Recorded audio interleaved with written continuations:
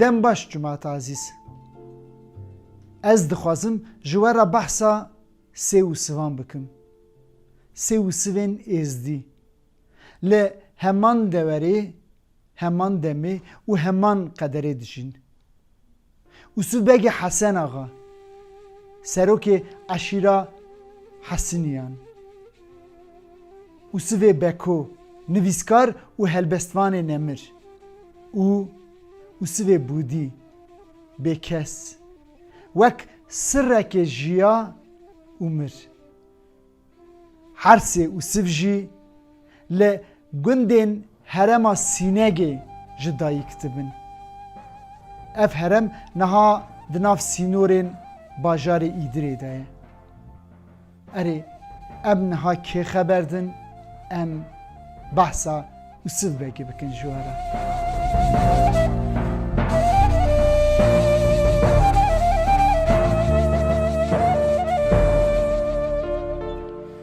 وسف بک ده سال 1800 نهاندا لگندی اسلان لیه جدایی کتبه حسن آقا دما چاق خاندنا کره ویتی وی دشینه باجار اچمیازینی دبستانی وسف بگو müzikşen u oldarên Ermeniyan Gomidas heman dibistanê da dixwînin û hevalê hevin. Wê heman qederê jî bijîn û bibin qurbaniyên heman hişmendiyê. Yusuf Bek mirovekî xwandî, zana, wêrek û serok e. Bi van marîfetê xwe dema şerê cîhanê yekemîn da êl û eşîr û milletên xwe komkujiyeke mezin xelas dike. Wextekê jî wek nûnerê êzdiyên Ermenistanê tê hilbijartin ji bo Meclîsa Ermenistanê. Lê dema pêkutiyên Stalîn dest pê dike, Yusuf Bek bêpar namîne. Mixabin pêşiyê derdikeve diçe İranê. Lê hesreta milletê wî nahêle wera bimîne, şûn va vedgere Ermenistanê nava malbat û milletê xwe. Tê girtin û sirgûnkirin. Sala 1934 da li sirgûniyê jiyana xwe ji dest dide. دگلی با برانو به سالای سال و داکی آقای ایلی مقولی مولی وای عادت و باوی اوسو بگسیاری گرو آخ شیر قمر لو چار گلچه گوی ایدنو به ویدنو به آخ وزیرو لو بدنو به مگو مقولو بدنا به دمگو ایل حسنی و گرانه ساز زمان خرابه وای خوش برزاره لو بیلو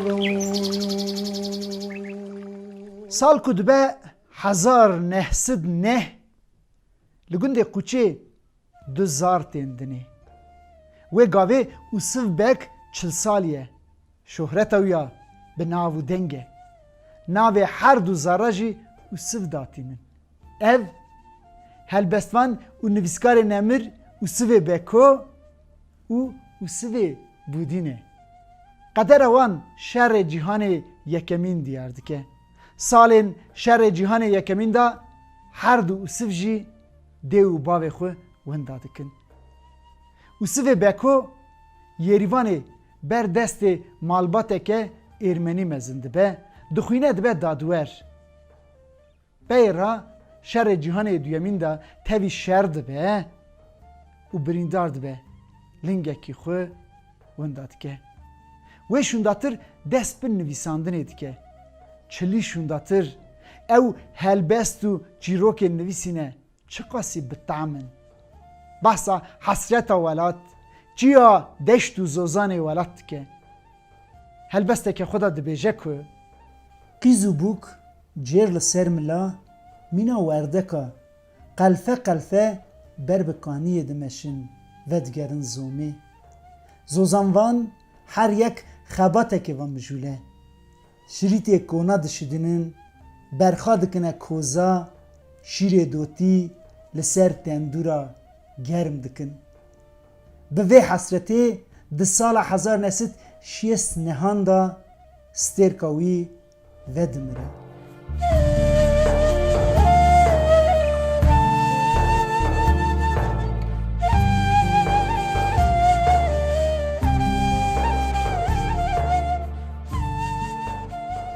Her sê û siva da yê herî zehmetiyê dikişîne, janê dikişîne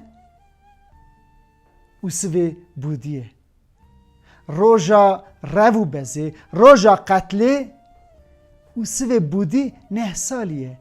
Ew keça meta xwe Eyşan li pişt girê fêza gund berxa diçêrînin.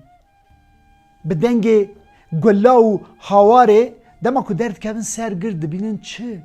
Leşkera dora gund pêçane, agir berdane gund û şêniyên gund di nav lingê leşkere dane. Her du zarê tifal ditirsin, berxa û gund piş xwe dihêlin direvin.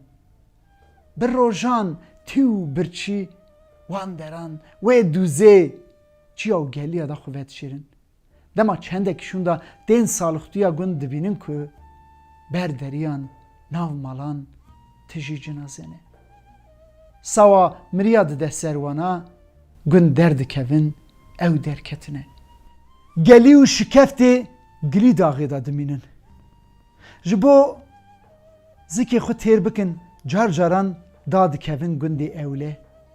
Xwarinê berhev dikin û çêrê top dikin.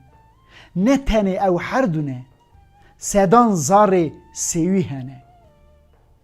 Dema rojekê ji bo xwarinê da dikevin gundekî, li wî gundî sê hevjînê axê hebûne.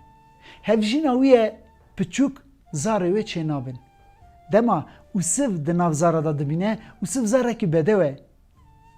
Wek nava dil û cîgerê wê qetiya ye, xwîna wê dikele ser ûsiv, dixwaze ûsiv wek zara xwe xwedî bike, mezin bike. Hevjînê wê jî destûrê didê. Lê ûsiv razî naye. Ji ber ku destê ûsiv ji Eyşanê nabe.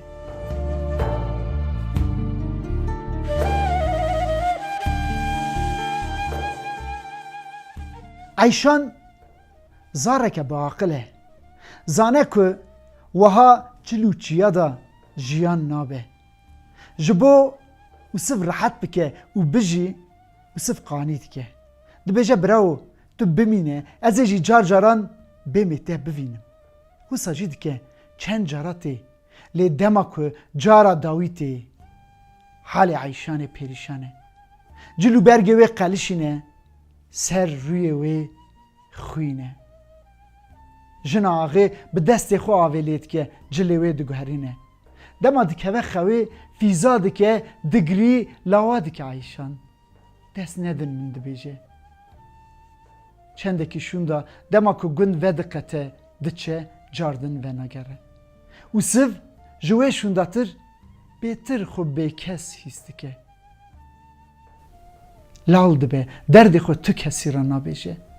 Ev halê wî heya dawiya emrê wî berdevan dike.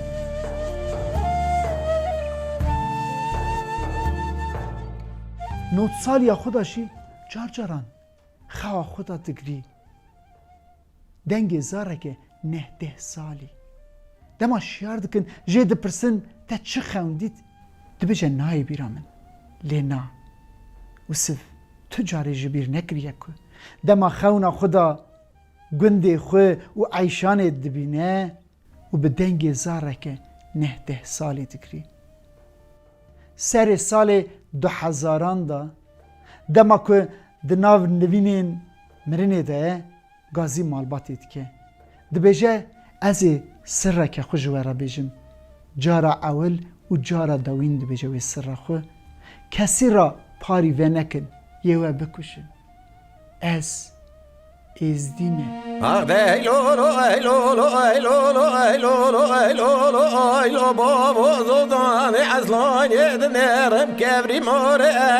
ایلو بابا اد دوزان اصلا یدن رب کفری مورم و داده جردا ور حزو حمید بگ روما و رش خواهی بید باره بسق بره طالان الا ازی خانه بریم کت یا نوا کری کربلا بخبرانا لفدش برم